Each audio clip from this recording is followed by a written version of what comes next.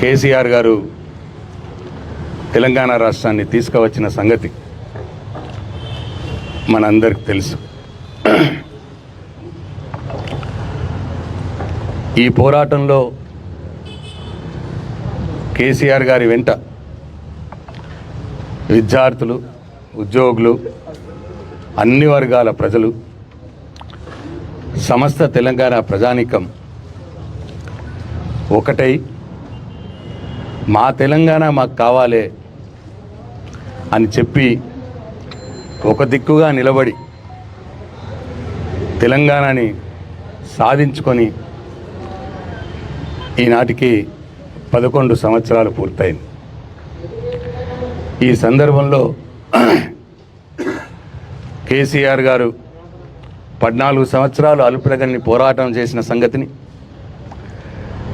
ఆ పోరాటంలో ఎంతోమంది యువకులు తమ ఆత్మ బలిదానాలు ఇచ్చిన సంగతిని,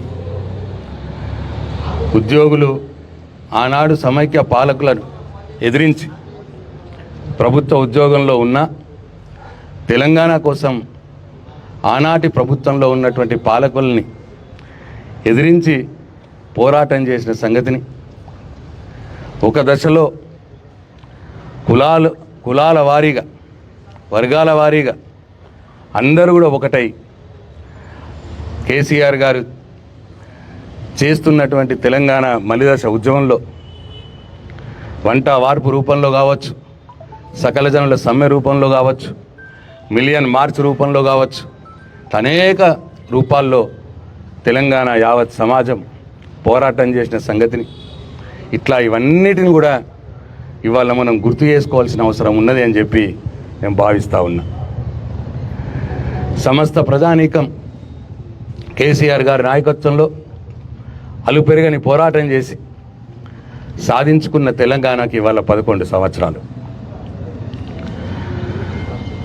సాధించుకున్న తెలంగాణని 10 సంవత్సరాలు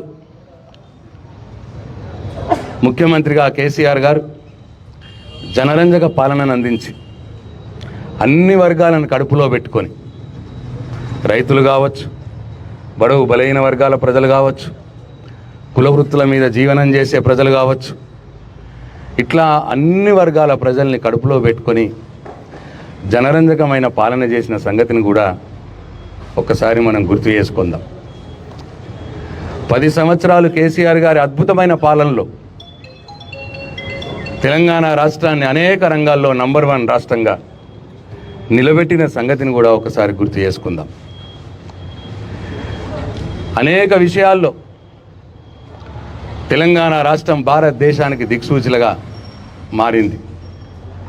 ఇక్కడ చేసినటువంటి రైతు బంధు, ఇక్కడ కేసీఆర్ గారి చేసినటువంటి మిషన్ భగీరథ, ఇక్కడ కేసీఆర్ గారు చేసినటువంటి మిషన్ కాకతీయ పథకాలు కేంద్ర ప్రభుత్వం అనేక రాష్ట్రాలకు సూచనలు ఇచ్చి తెలంగాణలో అద్భుతమైన ప్రగతిని సాధిస్తున్నారు. తెలంగాణలో అద్భుతమైన పథకాలు రూపొందించబడ్డాయి, ఇవి మీరు కూడా చేయండి అని చెప్పి అనేక రాష్ట్రాల కేంద్ర ప్రభుత్వం స్వయంగా చెప్పిన సంగతిని కూడా ఒకసారి గుర్తు చేసుకుందాం.